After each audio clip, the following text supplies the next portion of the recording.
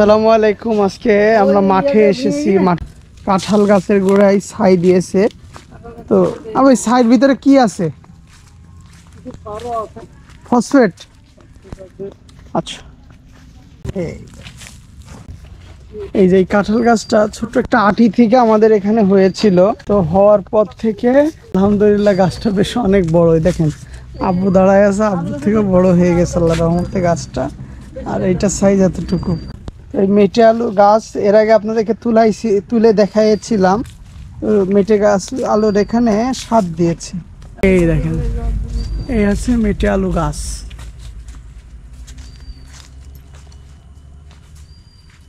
এটা হচ্ছে আমাদের আম গাছ। এই যে আমাদের আরেকটা আম গাছ। ইনশাল্লাহ আশা করি এবছরে আম খেতে পারবো। বাকিটুকু আল্লাহর ইচ্ছা। ঝাল গাছ ছিল অনেকগুলো, মারা গেছে।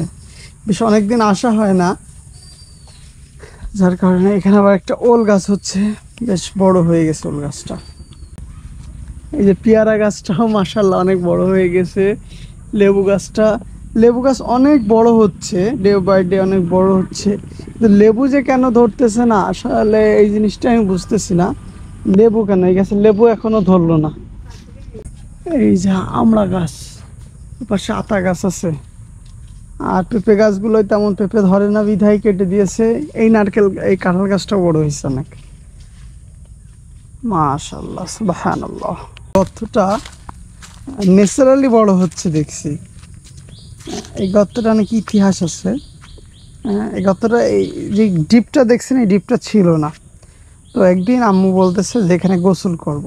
তো আব্বু আর আমি খুঁজে গর্ত করেছিলাম অনেক বেশি। তাহলে কতটা গর্ত না করলে এখানে আম্মু ডুব মেরে গোসল করেছিল।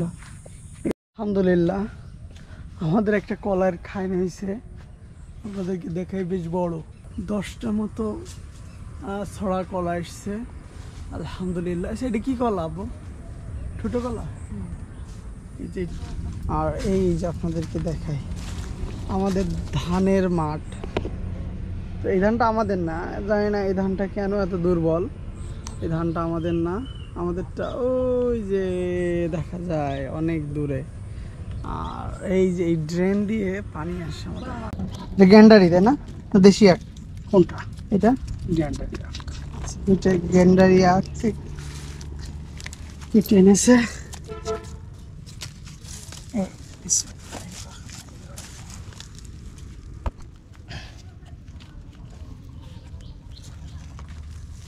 এই আছে গ্যান্ডারি আখ, লাগিয়ে দিল।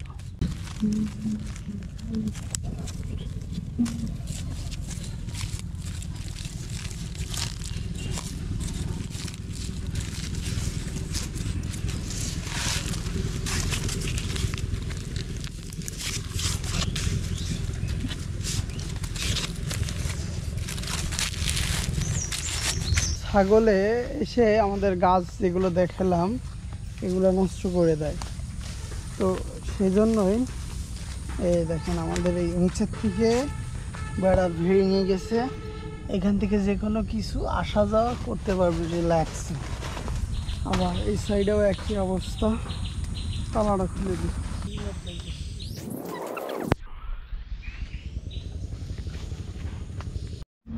এদের ধানটার অবস্থা দেখেন, এরা জাস্ট লাগিয়ে রেখে চলে গেছে।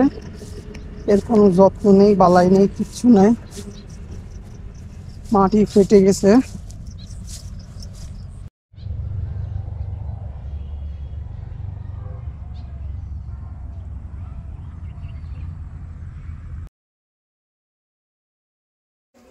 এই হলো আমাদের ধানের কন্ডিশন।